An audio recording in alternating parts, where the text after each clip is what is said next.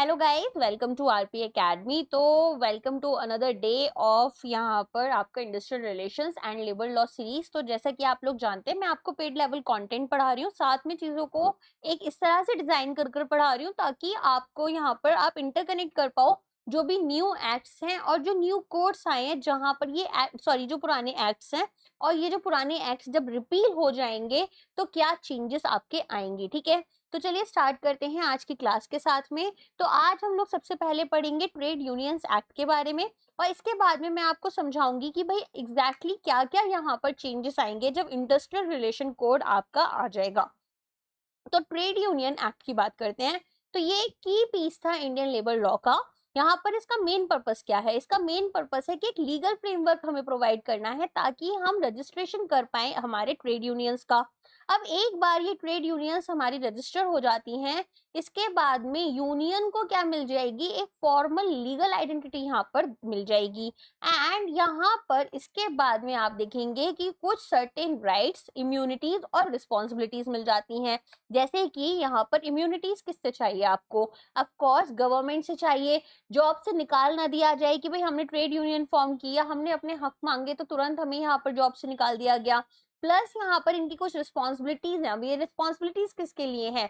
सबसे पहले तो जो वर्कर्स हैं जिनको ये रिप्रेजेंट कर रहे हैं, राइट। तो सबसे पहले देख लेते हैं कि क्या क्या की डेफिनेशंस दी गई हैं इस एक्ट के अंडर। तो ट्रेड यूनियन ये बोलते हैं कि ट्रेड यूनियन क्या है? एक कोई भी ग्रुप ऑफ पीपल है जो कि टेम्पररी या परमानेंट हो सकता है।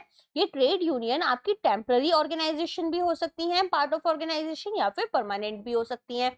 अब ये बनी क्यों है? ताकि जो वर्कमैन है, जो वर्कर्स हैं, जो एम्प्लॉयर्स हैं, ठीक है, इनके बीच के रिलेशंस को रेगुलेट कर पाए, वर्कमैन के आपस में रिलेशनशिप्स को मेंटेन कर पाए। ऑल्सो यहाँ पर फेडरेशंस होती हैं हमारे यूनियंस की। ठीक है, नेक्स्ट आ जाते हैं ट्रेड डिस्प्यूट। ट्रेड डिस्प्यूट क्या होगा? तो एक कोई भी ऐसी डिसएग्रीमेंट हमारे एम्प्लॉयर्स और वर्कर्स के बीच में, या फिर वर्कर्स की आपस में किसी एम्प्लॉयमेंट से रिलेटेड, नॉन एम्प्लॉयमेंट से रिलेटेड, टर्म्स ऑफ वर्क क्या है या फिर लेबर कंडीशंस क्या हैं, ठीक है, इन सब से रिलेटेड अगर कोई भी डिस्प्यूट अराइज हो रहा है तो वो हम क्या लेंगे? उसको हम यहाँ पर लेंगे एज यहाँ पर ट्रेड डिस्प्यूट। नेक्स्ट आ जाते हैं वर्कमैन। वर्कमैन कौन है? अभी तक दोनों डेफिनेशन में वर्कमैन की बात की गई। तो वो सभी इंडिविजुअल्स जो एम्प्लॉयड हैं किसी भी ट्रेड या फिर इंडस्ट्री में। If I am a banker and I am working in a bank, okay, so do I have to be the part of any trade union? Yes, I can be and I will be. Okay, तो यहाँ पर हर bank की अपनी अपनी unions होती हैं, even बड़ी unions होती हैं, फेडरेशंस जिसके बारे में बोला जा रहा था। तो इस तरीके से यहाँ पर जितने भी लोग आपके इंडिविजुअल्स एम्प्लॉयड हैं, ऐसा नहीं है कि it's just about the labours, it's about everybody who is working in an organisation और वहां पर कोई एम्प्लॉयर है, उनके लिए वो लोग काम कर रहे हैं। ऑफिस बेयरर ये कौन है? एक यहाँ पर मेंबर होते हैं एग्जीक्यूटिव बॉडी के, जो कि यूनियन के अफेयर्स को मैनेज करेंगे कि भाई यूनियन क्या क्या काम करेगी। तो यहाँ पर आपके ऑडिटर नहीं होते हैं, ऑडिटिंग नहीं करेंगे यहाँ पर, ठीक है ना। ऑफिस बेयरर यहाँ पर जो आपकी एग्जीक्यूटिव बॉडी है वो एक डिफरेंट बॉडी है और ऑडिटर एक डिफरेंट बॉडी है। चलिए नेक्स्ट आ जाते हैं, रजिस्ट्रेशंस की बात कर लेते हैं ट्रेड यूनियंस के। तो यहाँ पर आप देखेंगे कि एक proper step by step process provide किया गया है इस एक्ट में कि किस तरीके से एक ट्रेड यूनियन को रजिस्टर किया जाता है ताकि एक ये लीगली रिकॉग्नाइज्ड बॉडी बन पाए। तो सबसे पहले तो यहाँ पर सेक्शन 4 एंड सेक्शन 5 बोलता है कि एक मिनिमम 7 मेंबर्स यहाँ पर ट्रेड यूनियन के आएंगे जो कि अप्लाई करेंगे रजिस्ट्रेशन के लिए। ठीक है, ट्रेड यूनियन के 7 मेंबर्स साथ में आएंगे और रजिस्ट्रेशन के लिए अप्लाई करेंगे। फिर एक एप्लीकेशन यहाँ पर इनको भेजनी है ऑफिशियल रजिस्ट्रार के पास में, जिसमें क्या क्या आएगा? यहाँ पर ये बताएंगे कि भाई हमारी ट्रेड यूनियन के क्या क्या रूल्स हैं। फिर इसके बाद में बताएंगे कि हमारे पास में कौन लोग हैं, क्या ऑक्यूपेशंस हैं, एड्रेसेस क्या हैं इन एप्लीकेंट्स के। फिर इसके बाद में हमारी जो ट्रेड यूनियन हम बना रहे हैं उसका प्रपोज्ड नेम क्या है और हेड ऑफिस एड्रेस उस यूनियन का क्या रहेगा। इसके बाद में जो यूनियन के ऑफिस बेयरर्स थे उनकी नेम, उनकी एज और उनके एड्रेस एक्सेट्रा डिटेल्स भी उनको इस एप्लीकेशन में प्रोवाइड करनी है। इसके बाद में अगर यूनियन यहाँ पर 1 साल पुरानी है तो इसको बताना होगा कि इस यूनियन के पास कितने एसेट्स हैं और क्या क्या लाइबिलिटीज हैं इसके पास में, ठीक है। तो उसका भी एक स्टेटमेंट इन्हें देना पड़ेगा, kind of a balance sheet इन्हें दिखानी पड़ेगी। नेक्स्ट आ जाते हैं, कब दिखानी है, जब यूनियन आपकी 1 साल पुरानी हो जाती है। तो कितने लोग जाएंगे रजिस्ट्रेशन के लिए यूनियन की तरफ से, 7 लोग जाएंगे। और यहाँ पर इस एप्लीकेशन को किसके पास सबमिट करेंगे, ऑफिशियल रजिस्ट्रार के पास साइन करें भेजेंगे। क्या क्या होगा उस एप्लीकेशन में, रूल्स होंगे, प्रपोज नेम रहेगा, इसके अलावा हेड ऑफिस का एड्रेस रहेगा, जो लोग यहाँ पर गए हैं एज एप्लीकेंट उनके नाम, उनकी ऑक्यूपेशन, उनके एड्रेस रहेंगे। और अगर यूनियन 1 साल पुरानी है तो एसेट्स और लाइबिलिटीज भी दिखानी है। ओके, चलो नेक्स्ट आ जाते हैं, रिक्वायर्ड प्रोविजंस क्या है यूनियन के रूल्स में। जो यूनियन यहाँ पर रूल्स आपको प्रोवाइड कर रही है उसमें क्या क्या रिक्वायर्ड प्रोविजंस हैं। तो एक यूनियन यहाँ पर रजिस्टर नहीं कर सकती अनलेस कि इसकी जो रूल बुक है ये क्लियरली कुछ चीजों को बता रही हो। जो रूल्स यहाँ पर इन्हें कॉपी देनी थी तो एक रूल बुक होगी इनकी। अब उस रूल बुक में क्या क्या चीजें होनी चाहिए, यूनियन का नाम होना चाहिए, यूनियन किस ऑब्जेक्टिव से बनाई जा रही है वो पता होना चाहिए, क्या क्या पर्पसेस हैं जिसमें कि यूनियन के जो जनरल फंड्स हैं उन्हें यूटिलाइज किया जाएगा। इसके अलावा वो लोग जो कि यहाँ पर आपके, ठीक है, मेंबर्स हैं इस यूनियन के, उसकी भी लिस्ट को हमें मेंटेन करना है, इंस्पेक्ट करना है। ऐसा तो नहीं कोई आउटसाइडर है ना, कोई ट्रबल मेकर आ गया है। प्रोसेस होना चाहिए कि किस तरीके से यूनियन में मेंबर्स को एडमिट किया जाएगा। कंडीशंस होनी चाहिए कि भाई कब यहाँ पर यूनियन के जो मेंबर हैं उन्हें बेनिफिट्स मिलेंगे और कब उनके ऊपर फाइन लगाया जा सकता है।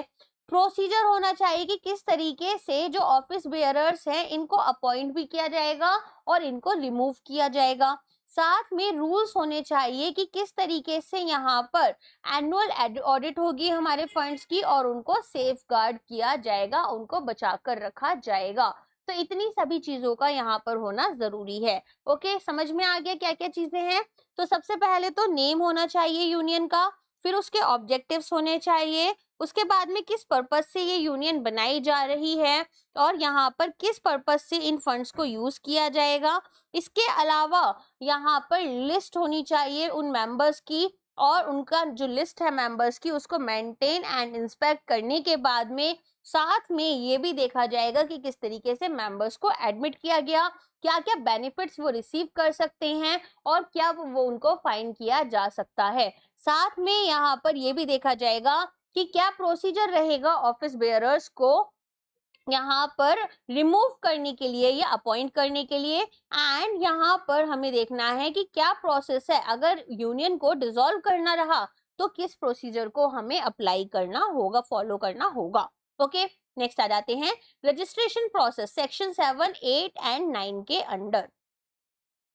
तो रजिस्ट्रार जो है वो यहाँ पर और भी इंफॉर्मेशन मांग सकते हैं। क्यों मांग सकते हैं, ताकि इंश्योर करें कि भाई एप्लीकेशन कंप्लीट है या फिर नहीं है, क्या रूल्स यहाँ पर फॉलो हो रहे हैं या फिर नहीं हो रहे हैं और रूल्स कंप्लाइंट हो रहे हैं चीजों को लेकर या फिर नहीं है। ठीक है, कंप्लायंस भी जरूरी होता है ना, जो भी गवर्नमेंट ने रूल्स रेगुलेशंस बनाए हैं आप उनको कंप्लाई कर रहे हो या उनके अगेंस्ट कुछ रूल्स आपने बना दिए तो रजिस्ट्रार को अगर कुछ भी इंफॉर्मेशन चाहिए वो दी जाएगी। रजिस्ट्रार को ये देखना है कि एप्लीकेशन कंप्लीट हुई है या नहीं हुई है।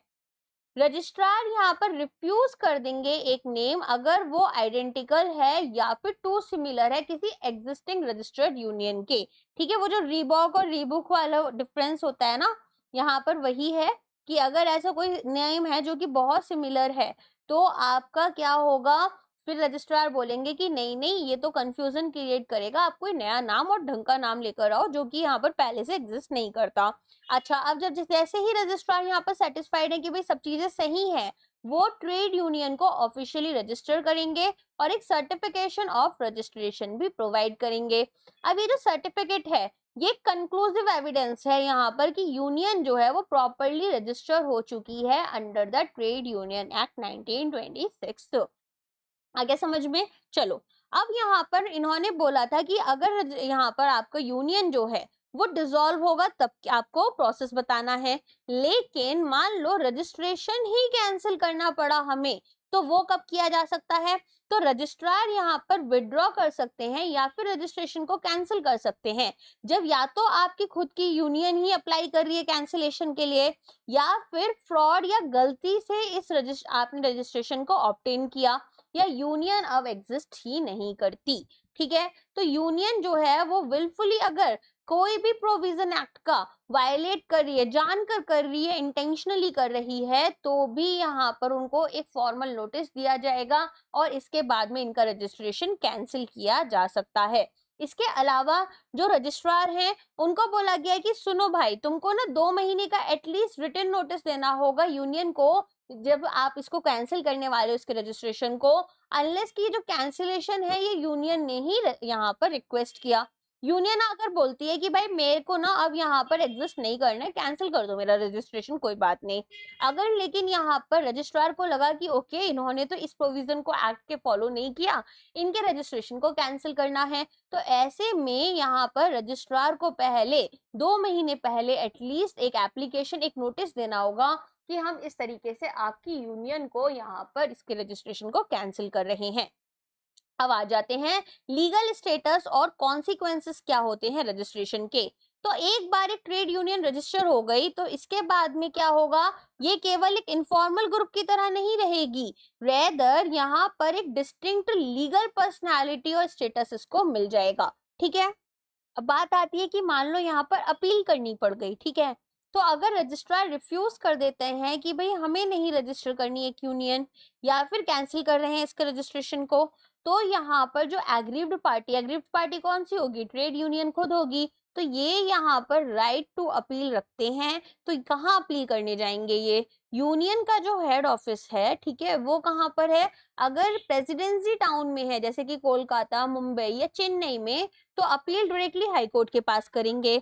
बाकी अगर किसी और एरिया में है तो सिविल कोर्ट में यहाँ पर अपील दर्ज कर सकते हैं। और ये कब होगा, सिविल कोर्ट यहाँ पर कौन अपॉइंट कर रहा है, गवर्नमेंट अपॉइंट कर रही है। ठीक है, चलो सेकंड अपील की बात कर लेते हैं। अब पहली अपील हमने करी, पहली अपील हाई कोर्ट के पास जाएगी अगर यहाँ पर हमारी प्रेसिडेंसी टाउन में है फैक्ट्री, या फिर ट्रेड यूनियन की जो हमारी ऑफिस है, बोल सकते हैं हेडक्वार्टर्स है। अगर यहाँ पर ट्रेड यूनियन का हेडक्वार्टर या हेड ऑफिस जो है वो आपके प्रेसिडेंसी टाउन में नहीं है तो सिविल कोर्ट के पास चली जाएगी। सेकंड अपील की बात करें, अगर डिसमिस कर दी यहाँ पर अपील को सिविल कोर्ट ने, तो यूनियन फिर डायरेक्टली कहाँ जाएगी, हाई कोर्ट के पास चली जाएगी। अब कोर्ट के पास क्या पावर है, तो एपीलेट कोर्ट जिसके पास अपील जा रही है वो या तो डिसमिस करेगा अपील को, या फिर रजिस्ट्रार को बोलेगा कि भाई रजिस्टर कर दो यूनियन को, है ना, या फिर बोल देगा कि भाई कैंसिलेशन को अलग कर दो। तो रजिस्ट्रार को अकॉर्डिंगली कंप्लाई करना होगा जैसे भी कोर्ट के ऑर्डर्स आएंगे। ये तो सिंपल सी चीज है। चलो नेक्स्ट आ जाते हैं, ये वाला पार्ट याद रखना कि प्रेसिडेंसी टाउन में अगर आपकी ट्रेड यूनियन का हेड ऑफिस है तो आप कहाँ जाते हो, आप डायरेक्टली अपील करने हाई कोर्ट जाते हो। इनकॉर्पोरेशन एंड लीगल आइडेंटिटी की बात कर लेते हैं। तो रजिस्ट्रेशन जो है वो यूनियन को अब एक फॉर्मल लीगल एंटिटी बना देता है, तो इनका एक रजिस्टर्ड ऑफिस होगा। ठीक है, तो हर एक यूनियन को बोला गया है कि भाई एक तो रजिस्टर्ड हेड ऑफिस रखो अपना, जो कि आपको ऑफिशियल एड्रेस रहेगा। अब कोई भी लीगल नोटिस है यहाँ पर भेजा जाएगा, कोई भी बात है, कुछ भी लेटर्स भेजने हैं, कुछ भी कम्युनिकेशन करनी है तो यहाँ पर की जाएगी। और अगर एड्रेस में कोई भी चेंज है तो ये चेंजेस होने के 14 डेज के अंडर अंडर आपको यहाँ पर रजिस्ट्रार को इन्फॉर्म करना होगा। दूसरा बॉडी कॉर्पोरेट, तो ये क्रूशियल बेनिफिट है, एक रजिस्टर्ड ट्रेड यूनियन होगी तो वो एक कॉर्पोरेट बॉडी बन जाती है, बॉडी कॉर्पोरेट जिसे हम बोल रहे हैं कि भाई इसकी अपनी खुद की यहाँ पर लीगल आइडेंटिटी है जो इसके मेंबर्स से अलग है। ठीक है, जैसे बिजनेस होता है ना, एक कंपनी होती है, कंपनी एक अलग आइडेंटिटी होती है बिजनेस एंटिटी कॉन्सेप्ट के अकॉर्डिंग, और इसका ओनर एक अलग बंदा होता है ना। तो सिमिलरली यहाँ पर आपकी ट्रेड यूनियन के साथ होगा, परपेचुअल सक्सेशन होगा। ऐसा नहीं कि भाई एक मेंबर की डेथ हो गई यहाँ पर या एक ऑफिस बेयरर की हो गई तो दूसरे आ जाएंगे, ऐसा नहीं होगा कि यहाँ पर आपकी ट्रेड यूनियन ही बंद हो जाए।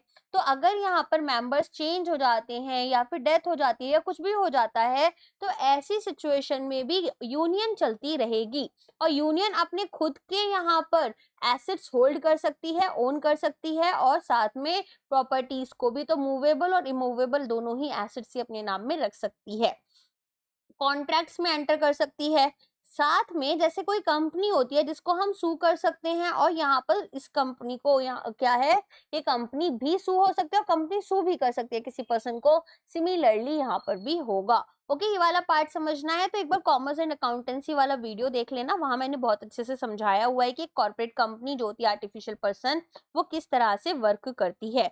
नेक्स्ट आते हैं एग्जाम्पशंस क्या है आपके फ्रॉम अदर लॉज। तो अगर एक रजिस्टर्ड ट्रेड यूनियन है, वो यहाँ पर गवर्न नहीं हो रही है by acts like societies registration act, ठीक है, और कंपनीज एक्ट 1956, तो इसका रजिस्ट्रेशन यहाँ पर वॉइड होगा।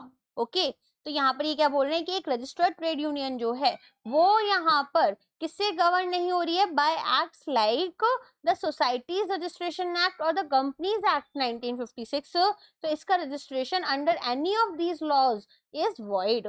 नेक्स्ट आ जाते हैं राइट्स एंड लाइबिलिटीज क्या है किसी भी रजिस्टर्ड ट्रेड यूनियन की। तो यहाँ पर हम समझेंगे कि कैसे एक यूनियन जो है वो अपने काम कर सकती है, अपने फंड्स को यूज कर सकती है, और यहाँ पर सिग्निफिकेंट लीगल प्रोटेक्शंस इसको ग्रांट किए गए हैं कि भाई क्या क्या चीजें यहाँ पर इसको प्रोवाइड की गई हैं कि ये आसानी से अपना पैसा यूज कर सके। इस पार्ट को ना थोड़ा अच्छे से समझेंगे क्योंकि एग्जाम में इस पर से क्वेश्चंस आ सकते हैं। तो देखो फंड्स यहाँ पर जो है यूनियन के, तो एक्ट यहाँ पर आपको डिफाइन करेगा कि भाई हम किस तरीके से अपनी जो यूनियन है, ठीक है, वो अपने फंड्स को यूज कर सकती है। तो यहाँ पर अलग अलग तरह के फंड्स रहेंगे। सबसे पहले आ जाओ जनरल फंड्स पर। जनरल फंड्स में बात होती है कि यहाँ पर ये जो पैसा है, जैसे आप इलेक्शंस लड़ रहे हो तो ऐसा नहीं कि उसमें यूज कर लोगे, आप इनको स्पेसिफिक ऑब्जेक्टिव्स में यूज करोगे, जैसे कि सैलरीज हो गई, एक्सपेंसेस हो गए हमारे ऑफिस बेयरर्स के। अब ऑफिस बेयरर्स यहाँ पर एक्स्ट्रा काम कर रहे हैं, एक्स्ट्रा रिस्पॉन्सिबिलिटीज ले रहे हैं, तो उनकी सैलरीज, उनके खर्चे भी होंगे। कुछ भी एडमिनिस्ट्रेटिव या फिर ऑडिट एक्सपेंसेस हैं। अगर लीगल केसेस यहाँ पर कंडक्ट करने हैं ताकि यूनियन के मेंबर्स या यूनियन की राइट्स को हम प्रोटेक्ट करें, अगर हम ट्रेड डिस्प्यूट्स को मैनेज करना चाहते हैं on behalf of the union, ठीक है, अगर हम यहाँ पर कोई भी ट्रेड डिस्प्यूट्स हुए उनको मैनेज करना चाहते हैं, और या फिर इसके मेंबर्स की जो डिस्प्यूट्स हैं, ठीक है, फिर कंपनसेट करना है मेंबर्स को अगर ट्रेड डिस्प्यूट्स की वजह से उनके लॉसेस होते हैं। फॉर एग्जांपल स्ट्राइक पे, तो अब स्ट्राइक्स जो होती हैं वो यूजुअली आपकी कैजुअल लीव के अंडर आती हैं, और अगर आपके पास कोई कैजुअल लीव नहीं है तो वो आपकी पेड होती हैं, है ना, उस दिन का आपको तो कंपनी कोई भी सैलरी दे नहीं रही। तो ऐसी सिचुएशन में यहाँ पर आपकी यूनियन आपको कंपनसेट करती है। वेलफेयर बेनिफिट्स प्रोवाइड किए जाते हैं मेंबर्स के लिए और उनके जो डिपेंडेंट्स हैं, ठीक है, तो यहाँ पर उनकी वाइफ, चिल्ड्रन, पेरेंट्स, तो अलाउंसेस रहेंगे सिकनेस के लिए, अनएम्प्लॉयमेंट, ओल्ड एज या फिर डेथ के लिए। फंड किया जाएगा एजुकेशनल, सोशल या रिलीजियस एक्टिविटीज जो हमारे मेंबर्स के हैं, ठीक है।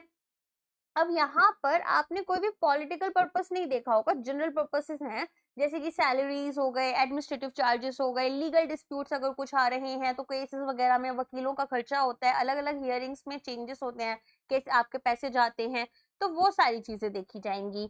नेक्स्ट आता है कि भाई एक सेपरेट फंड बनाना है पॉलिटिकल पर्पसेस से।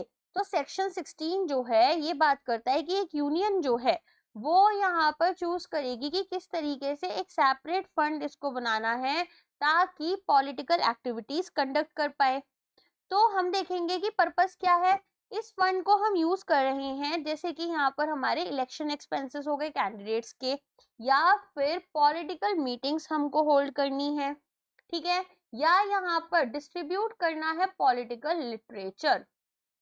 तो ऐसी सिचुएशन में क्या करना है, ऐसी सिचुएशन में हम एक पॉलिटिकल फंड अलग से बनाकर चलेंगे। अब इस पॉलिटिकल फंड में पैसा कहाँ से आएगा, तो ये फंड जो होता है, ठीक है, क्योंकि यहाँ पर अब कोई इलेक्शन लड़ रहा है, उसका पैसा मैं क्यों दूं, तो ये आपका स्ट्रिक्टली वॉलेंट्री होगा, मेरा मन है तो दूंगी पैसे, नहीं मन है तो नहीं दूंगी। अब यहाँ पर किसी भी मेंबर को फोर्स नहीं किया जाएगा कि भाई इलेक्शन है पैसा दो, और कोई डिसएडवांटेज नहीं होनी चाहिए कि भाई अगर मैं यहाँ पर पैसा नहीं दे रही हूँ आपके इलेक्शन लड़ने के लिए तो आप मुझे बेनिफिट्स डिनाई कर दोगे या मेरी हेल्प नहीं करोगे, या फिर मुझे एक डिसएडवांटेज में रख दोगे as compared to other members, ठीक है। नेक्स्ट आ जाती है बात लीगल इम्यूनिटीज की। तो एक प्रोटेक्टिव शील्ड हमें चाहिए, तो ये जो प्रोटेक्शंस हैं, ये यहाँ पर मोस्ट सिग्निफिकेंट एडवांटेज होते हैं एक रजिस्टर्ड ट्रेड यूनियन के। हम इस ट्रेड यूनियन को रजिस्टर क्यों कर रहे हैं? क्योंकि ये यहाँ पर फिर हमारी यूनियन को शील्ड प्रोवाइड कर रही है, प्रोटेक्शन दे रही है इसको और इसके मेंबर्स को कुछ लीगल एक्शन से, जब ये यहाँ पर एक लेजिटिमेट ट्रेड डिस्प्यूट को कहीं ना कहीं परस्यू कर रहे हैं। ठीक है, तो अब सबसे पहले आता है इम्यूनिटी आपको मिल जा रही है क्रिमिनल कॉन्स्पिरेसी से।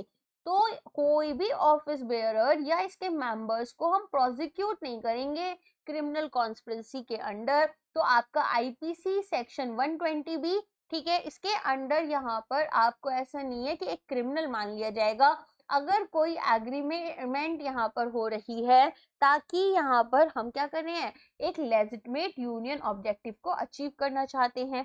तो सिंपल एक्सप्लेनेशन में बात करें तो एक एग्रीमेंट को यहाँ पर, ठीक है, बेसिकली क्या हुआ, हमें स्ट्राइक पर जाना पड़े एग्रीमेंट करवाने के लिए। तो यहाँ पर ये एक कॉन्स्पिरेसी भी मानी जा सकती थी कि भाई हमें कंपनी का फाइनेंशियल लॉस कराना है, लेकिन ये एक क्रिमिनल ऑफेंस नहीं है एक रजिस्टर्ड यूनियन के लिए, एज लॉन्ग एज की जो एग्रीमेंट है, ठीक है, वो यहाँ पर सच में ऐसा कोई भी एक्चुअल क्राइम कमिट ना कर ले, किसी की मार पिटाई, किसी को यहाँ पर मर्डर्स वगैरह ऐसी कोई चीज ना करे, कोई वायलेंस ना करे, प्रॉपर्टी डिस्ट्रक्शन ना करे, पीसफुल स्ट्राइक्स करना अलाउड था।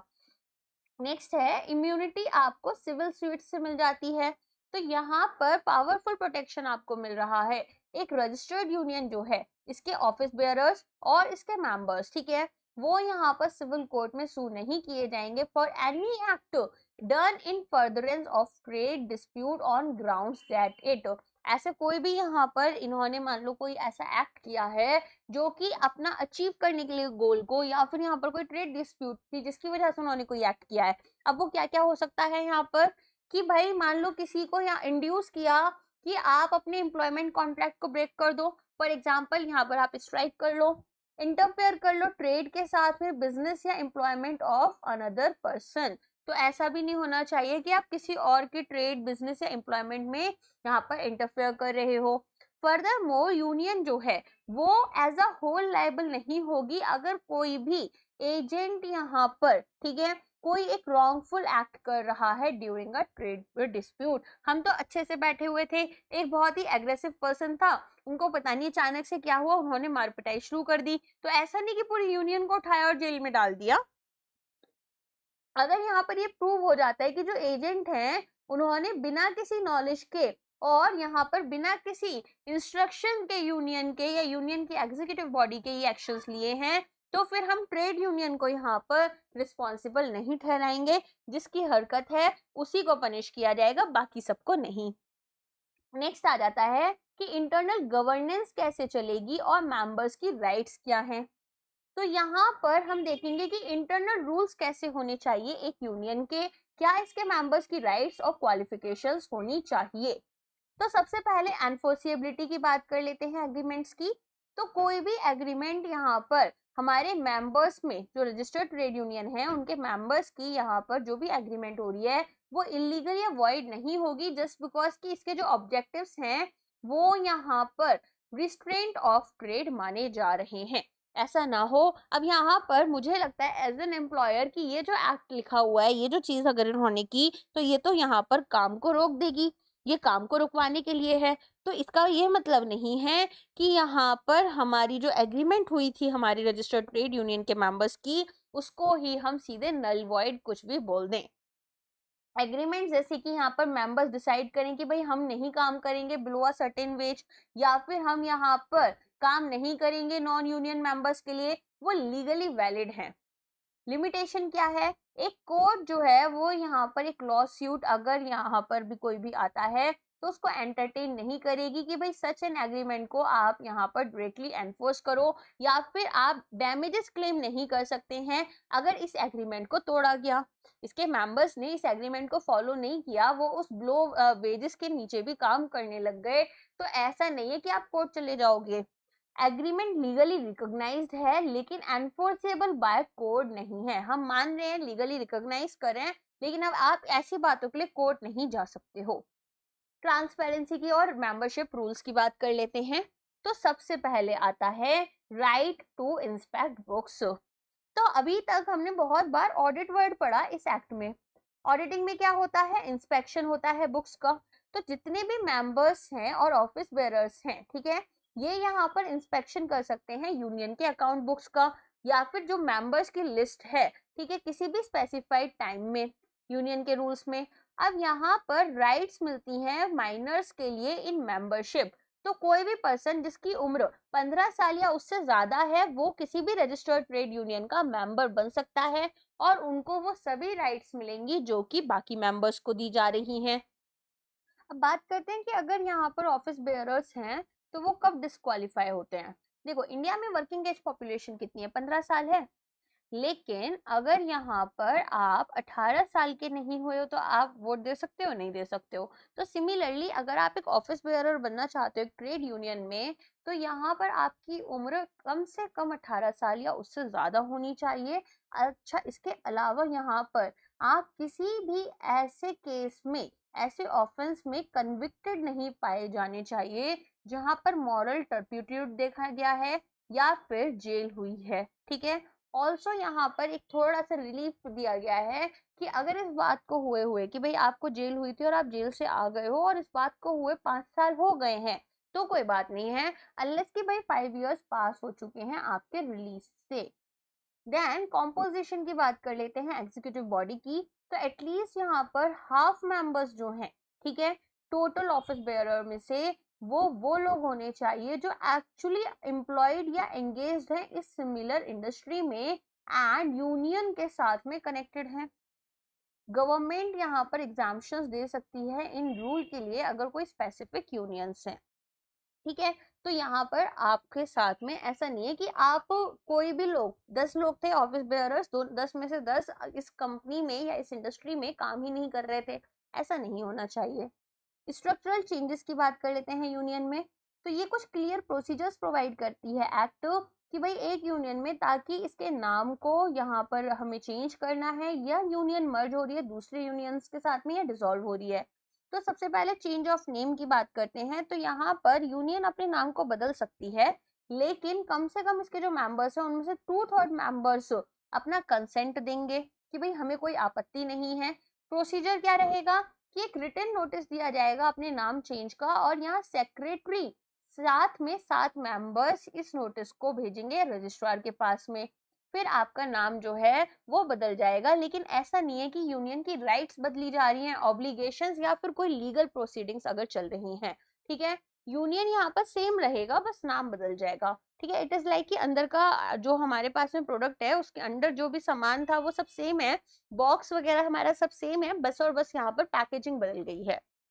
अमालगमेशन, तो यहाँ पर अब अलग अलग यूनियंस जो है वो आपकी मर्ज हो सकती है। देखो, मर्जिंग कितने तरह की हो सकती है। एक हो सकता है मर्जिंग की भाई ए प्लस बी यहाँ पर मर्ज हुए और ए बी बन गया। एक होता है कि ए जो है वो यहाँ पर बी को एक्वायर कर रहा है एक तरीके से, और ए ही एग्जिस्ट करेगा, बी खत्म हो जाएगा। तो अगर कुछ भी अमालगमेशन करना है, हमें यहाँ पर मर्जिंग होनी है यूनियंस की, तो 2 या 2 से ज्यादा रजिस्टर्ड यूनियंस आपस में मर्ज कर सकती हैं और एक बन सकती हैं, लेकिन यहाँ पर कुछ वोटिंग रिक्वायरमेंट रहेंगी। तो मर्जर को वैलिड करने के लिए कम से कम 50% जो मेंबर्स हैं हर एक यूनियन के, ए के भी और बी के भी, 50-50% मेंबर्स एटलीस्ट यहाँ पर कंसेंट देंगे कि हमें कोई दिक्कत नहीं है, और ये रिकॉर्डेड होना चाहिए।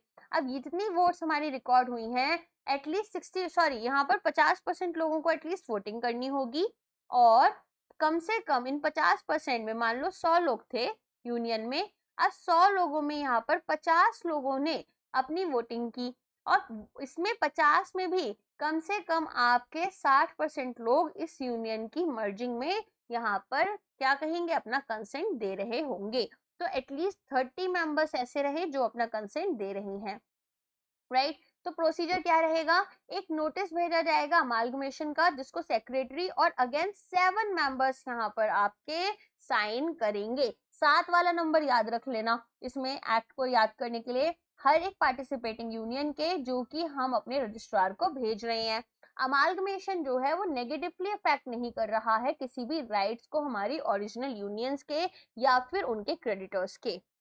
नेक्स्ट आता है डिसोल्यूशन ऑफ अ यूनियन। तो सेक्शन 27 बात करता है कि अगर यहाँ पर कोई यूनियन अपने ऑपरेशंस को बंद ही करना चाहती है तो वो किस सिचुएशन में होंगे।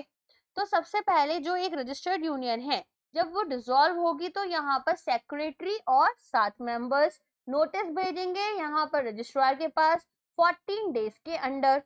फंड्स के, अब यहाँ पर कुछ फंड्स भी तो थे, तो यूनियन के रूल्स अगर यहाँ पर स्पेसिफाई नहीं कर रहे हैं कि किस तरीके से फंड्स को डिस्ट्रीब्यूट किया जाएगा, तो फिर रजिस्ट्रार जो हैं वो फंड्स को इसके मेंबर्स के अमंग डिस्ट्रीब्यूट कर देंगे।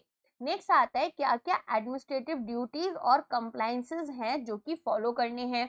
तो सबसे पहले तो एनुअल रिटर्न्स की बात कर लेते हैं। एक मैंडेटरी एनुअल रिक्वायरमेंट है यहाँ पर सभी रजिस्टर्ड ट्रेड यूनियंस के लिए। तो यहाँ पर क्या सबमिट करना है इनको एनुअली। यहाँ पर सबसे पहले तो एक ऑडिटेड जनरल स्टेटमेंट होनी चाहिए।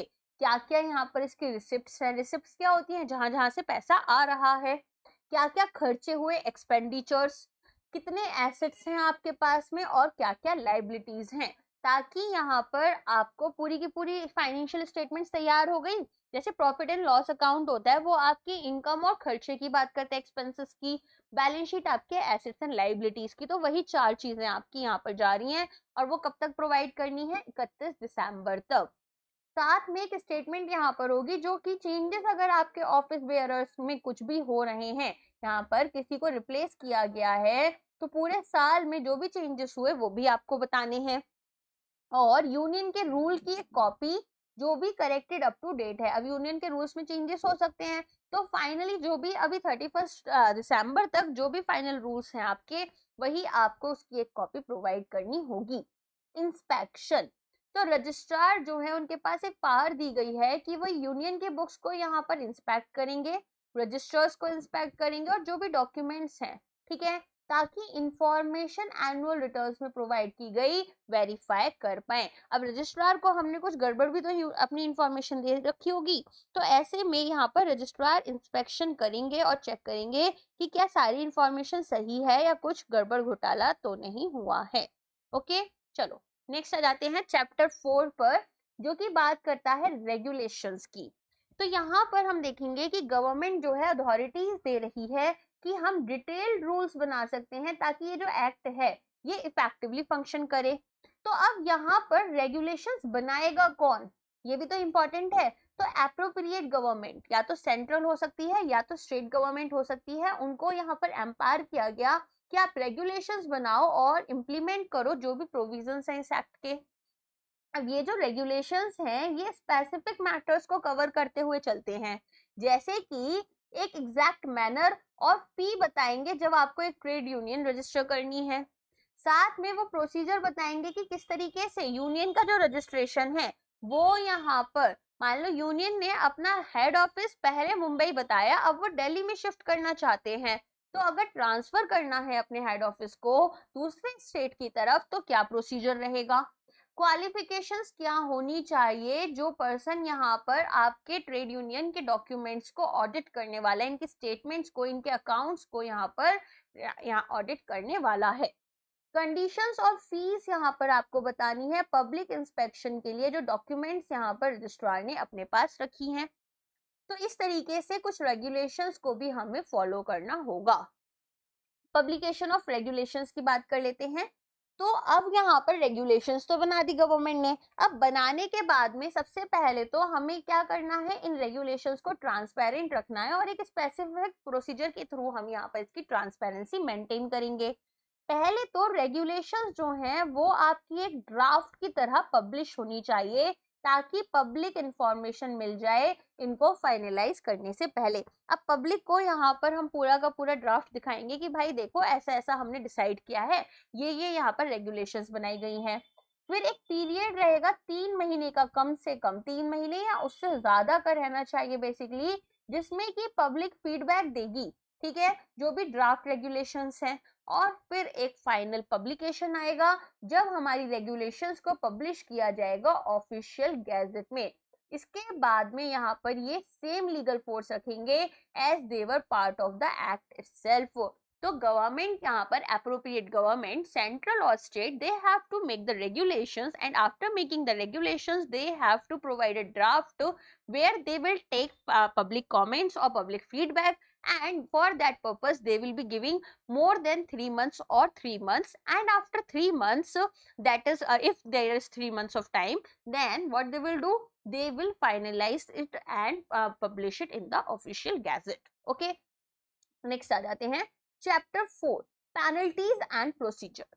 तो ये चैप्टर बता रहा है कि अगर आपने ट्रेड यूनियन एक्ट को फॉलो नहीं किया तो कुछ पनिशमेंट्स भी तो मिलेंगी, इतनी सारे हक दे रहे हैं, इतनी सारी ड्यूटीज दे रहे हैं, लेकिन आप मिसयूज ना कर लो तो यहाँ पर वायलेशन के टाइम पर हम आपको पनिश करेंगे, और एक लीगल प्रोसीजर है कि किस तरीके से इन ऑफेंसेस को एड्रेस किया जाएगा। तो सबसे पहले तो अगर आपने अपने रिटर्न्स ही नहीं सबमिट करे, अगर आपने अपने रिटर्न्स नहीं सबमिट किए, ये तो गलत बात है। आपको हमने बोला एनुअली 31 दिसंबर को अपने रिटर्न्स को आप हमारे साथ फाइल करो। अब अगर एक रजिस्टर्ड यूनियन फेल हो जाती है और यहाँ पर कोई भी रिक्वायर्ड नोटिस या स्टेटमेंट फेल हो जाती है सेंड करने में, जैसे कि एनुअल रिटर्न्स, तो रिस्पॉन्सिबल ऑफिस बेयरर्स जो हैं इनके ऊपर लगेगा फाइन। अब फाइन यहाँ पर उस टाइम पर 5 रुपीज तक का था, तब का टाइम था भाई 1926 का एक्ट है ये, तो फाइन तो ऑफ कोर्स उसी हिसाब से होगा।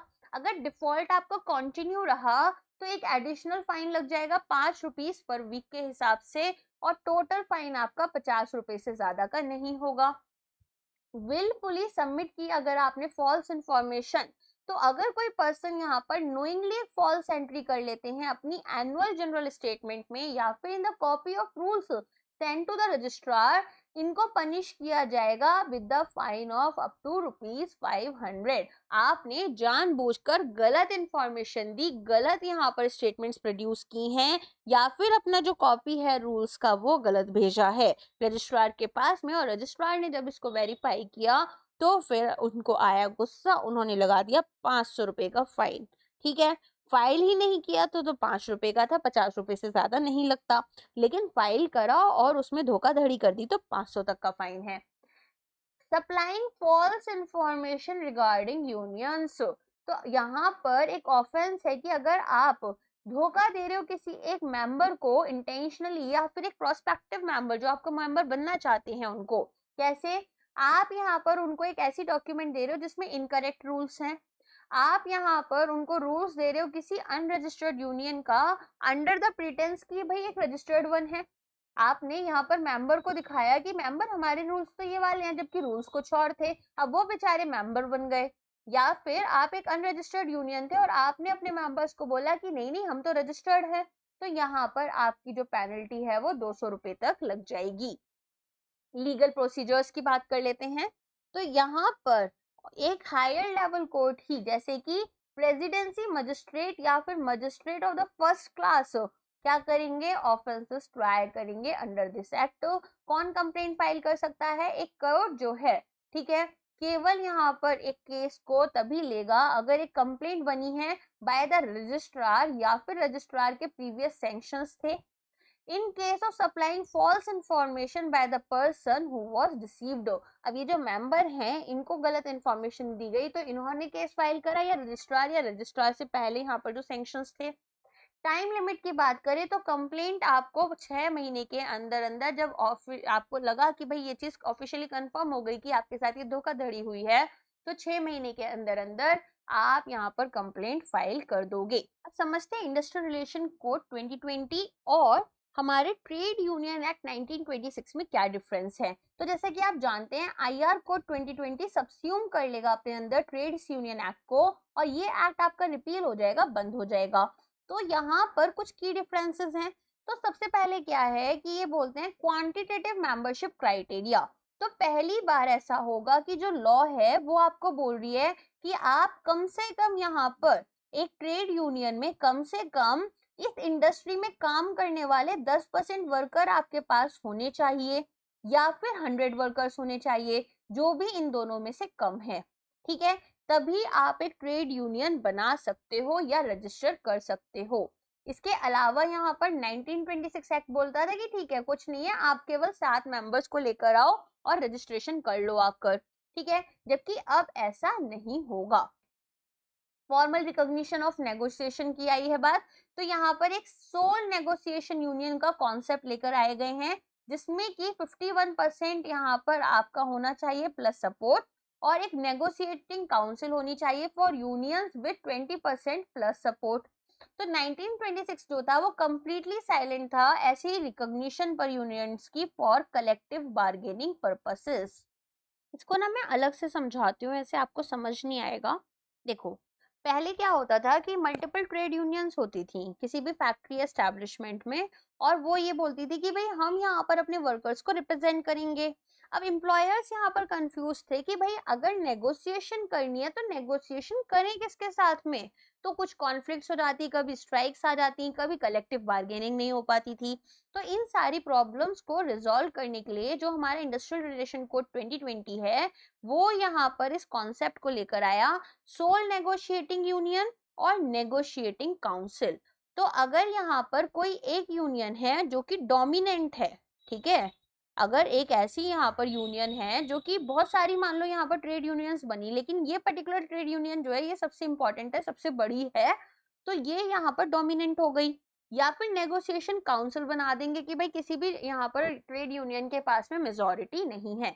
तो सबसे पहले समझो, sole negotiation union, negotiating sorry, तो यहाँ पर सोल नेगोशिएटिंग यूनियन में आप क्या देखोगे, यहाँ पर ये तब बनेगी जब कोई पर्टिकुलर ट्रेड यूनियन है जिसके पास में सपोर्ट मिल रहा है या तो 51% या उससे ज्यादा के मेंबर्स का। तो अगर यहाँ पर जो वर्कर्स हैं, है ना, जो मेरी इंडस्ट्री में काम कर रहे हैं, उनमें से 51% मेंबर्स या उससे ज्यादा सपोर्ट प्रोवाइड कर रहे हैं, तो हमारे पास क्या बन जाती है, सोल नेगोशिएटिंग यूनियन बन जाती है एस्टैब्लिशमेंट में। और ये इनके मस्टर रोल के हिसाब से है। तो इसका फायदा क्या है कि एक वॉइस मिल रही है हमारे वर्कर्स को, और जो लड़ाइयां हो रही थी अलग अलग ट्रेड यूनियन में कि मेरी बात चलेगी या मेरी बात चलेगी, वो खत्म हो जाती है। तो यहाँ पर कौन कौन से मैटर्स डिस्कस हो सकते हैं, जैसे आपके वेजेस हो गए, वर्किंग आवर्स हो गए, प्रमोशन ट्रांसफर रूल्स हो गए, वर्किंग कंडीशंस हो गई। तो बेसिकली हम ऐसा बोल सकते हैं कि कोई एक स्ट्रॉन्ग यूनियन है जो कि हमें रिप्रेजेंट कर रही है, तो वो बन गई सोल नेगोशिएटिंग यूनियन। फिर आता है नेगोशिएशन काउंसिल। नेगोशिएशन काउंसिल के लिए आप कैसे याद करोगे इसको, तो नेगोशिएशन काउंसिल में हम देखेंगे कि यहाँ पर अगर कोई भी ऐसी ट्रेड यूनियन नहीं है जो कि 51% मेंबर्स या वर्कर्स को अपने साथ लेकर चल रही है, तो एक काउंसिल बनाएंगे। अब ये काउंसिल यहाँ पर क्या करेगी, जो अलग अलग ट्रेड यूनियंस थी हमारी, ठीक है, सभी से मेंबर्स इकट्ठा कर कर लेकर आएगी। तो यहाँ पर कैसे होगा कि जितनी आपकी मेंबरशिप स्ट्रेंथ है उसके प्रोपोर्शन में आप अपने मेंबर्स इस नेगोशिएटिंग काउंसिल में भेजोगे। तो अगर किसी यूनियन के पास में 40% वर्कर्स हैं और दूसरी यूनियन के पास में 35% हैं और तीसरे के पास 25% हैं, तो फिर ये अपने जो रिप्रेजेंटेटिव्स हैं अकॉर्डिंगली यहाँ पर भेजेंगी। ठीक, पर्पस क्या है कि भाई फेयर पार्टिसिपेशन होगा सभी ट्रेड यूनियंस का, और डिफरेंट वर्कर ग्रुप्स जो हैं उनके इंटरेस्ट को हम रिप्रेजेंट कर पाएंगे, राइट। तो यहाँ पर लीगली फॉर्मलाइज किया जाएगा सोल नेगोशिएशन यूनियन को और नेगोशिएटिंग काउंसिल को। तो बेसिकली हम बोल सकते हैं कि क्लियर स्ट्रक्चर्ड बार्गेनिंग प्रोसेस हम यहाँ पर प्रोवाइड करेंगे। अब समझ में आया, तो सोल नेगोशिएटिंग यूनियन में आपके पास में 51% यहाँ पर वर्कर्स होने चाहिए और साथ में सपोर्ट होना चाहिए। अगर एक नेगोशिएटिंग काउंसिल है तो यहाँ पर 20% आपके कम से कम मेंबर्स होने चाहिए हर यूनियन के पास में, जो जो इसमें अपने रिप्रेजेंटेटिव्स भेजेंगी, और सपोर्ट होना चाहिए। 1926 का जो एक्ट था वो यहाँ पर ऐसी कोई भी इंफॉर्मेशन नहीं दे रहा था, जैसे मैंने अभी थोड़ी देर पहले भी बताया। नेक्स्ट आता है डिस्प्यूट रेजोल्यूशन। तो यहाँ पर एडजुडिकेशन जो है आपका सभी ट्रेड यूनियन रिलेटेड डिस्प्यूट्स का, वो सिविल कोर्ट से अब हम इंडस्ट्रियल ट्रिब्यूनल की तरफ जा रहे हैं। पहले क्या था कि भाई प्रेसिडेंसी यहाँ पर अगर आपकी सिटीज हैं जैसे कोलकाता या फिर चेन्नई या मुंबई, तो ऐसे में तो हाई कोर्ट पर जा रहे थे, अदरवाइज सिविल कोर्ट पर जा रहे थे। अब ये बोल रहे नहीं, आप जाओगे इंडस्ट्रियल ट्रिब्यूनल्स के पास में और जल्द से जल्द अपनी जो भी डिस्प्यूट्स हैं इन्हें रिजॉल्व करोगे। साथ में ऑफिस बेयरर्स के लिए रूल्स को थोड़ा स्ट्रिक्ट किया गया। बोला गया कि भाई यहाँ पर अगर कोई आउटसाइडर है और वो एक ऑफिस बेयरर बनना चाहता है, स्पेशली ऑर्गेनाइज सेक्टर में, तो यहाँ पर हम क्या कर रहे हैं, यहाँ पर कुछ एक्स्ट्रा रूल्स बनाए जाएंगे। एंड अगर कोई मिनिस्टर आ रहे हैं तो एक्सप्लिसिटली इनको डिस्क्वालीफाई कर दिया जाएगा। तो अब थोड़ा सा ना यहाँ पर हम इसके डिटेल्ड चीजें देख लेते हैं कि भाई यहाँ पर किस तरीके की चीजें हुई थी। तो इसके लिए ना मैंने एक टेबल बनाया है आपके लिए, उसको देख लेते हैं। इनिशियल रजिस्ट्रेशन, तो यहाँ पर 7 या उससे ज्यादा मेंबर्स अप्लाई कर सकते थे। कहाँ पर? ट्रेड यूनियन एक्ट में। यहाँ पर आपके पास में क्या है कि यूनियन के पास एटलीस्ट 10% तो वर्कर्स होने चाहिए और या फिर 100 वर्कर्स होने चाहिए, जो भी यहाँ पर कम होगा। और जो मेंबर्स हैं वो आपके एज ऑन कितने होने चाहिए, यहाँ पर जो भी डेट ऑफ एप्लीकेशन है उसके अकॉर्डिंग। रजिस्ट्रेशन हमें मेंटेन करना होगा, कोई भी स्पेसिफिक प्रोविजन नहीं होगा यहाँ पर, ठीक है। कहाँ पर नहीं था? हमारे पास में ट्रेड यूनियन एक्ट 1926 के अंडर कि भाई ऑनगोइंग मेंबरशिप को रिटेन यहाँ पर कितनी बेसिकली हमें मेंबरशिप रखनी है ताकि रजिस्ट्रेशन स्टेटस चलता रहे। लेकिन यहाँ पर ये बोल रहे हैं कि कम से कम आपके पास 10% वर्कर्स या फिर 100 वर्कर्स होने चाहिए, जो भी यहाँ पर कम है, और subject to a minimum of 7 as its members, ठीक है। तो यहाँ पर बेसिकली इतना ही बोला गया है कि एक रजिस्टर्ड यूनियन जो है उसको एटलीस्ट यहाँ पर 10% वर्कर्स अपने मेंटेन कर कर चलने होंगे, या फिर यहाँ पर 100 वर्कर्स मेंटेन करने चलने होंगे। और मिनिमम ये नंबर आपका जो 10% वाला है ये कितना हो सकता है? मिनिमम 7 हो सकता है। फिर नेक्स्ट आ जाते हैं, यहाँ पर नेगोशिएशन के लिए कोई भी रिकॉग्निशन आपको प्रोवाइड नहीं किया गया। यहाँ पर जैसे मैंने अभी समझाया था पूरा का पूरा आपको कि भाई यहाँ पर 50% या 51% या उससे ज्यादा वर्कर्स अगर किसी भी ट्रेड यूनियन में है तो वो हमारे लिए क्या बन जाती है? सोल नेगोशिएटिंग यूनियन बन जाती है। अगर नेगोशिएशन काउंसिल की बात करें तो यहाँ पर तब होगा ये जब कोई भी ऐसी ट्रेड यूनियन है जिसमें 20% या उससे ज्यादा वर्कर्स हैं, तो वो अपने रिप्रेजेंटेटिव्स भेजेंगी और तब यहाँ पर बात को रखा जाएगा। डिस्प्यूट रेजोल्यूशन में यहाँ पर आप अब सिविल कोर्ट या हाई कोर्ट पर जा सकते थे, यहाँ आप केवल इंडस्ट्रियल ट्रिब्यूनल के पास जाओगे। सिविल कोर्ट्स को तो एक्सप्लिसिटली बार कर दिया गया है। इसके बाद में यहाँ पर ऑफिस बेयरर्स जो हैं, ठीक है, उनके लिए भी हमने कुछ अलग से रूल्स बनाए हैं कि भाई एटलीस्ट हाफ जो हमारे 50% जो ऑफिस बेयरर्स हैं वो ये बोल रहे हैं कि एक्चुअली एंगेज्ड होने चाहिए इंडस्ट्री में।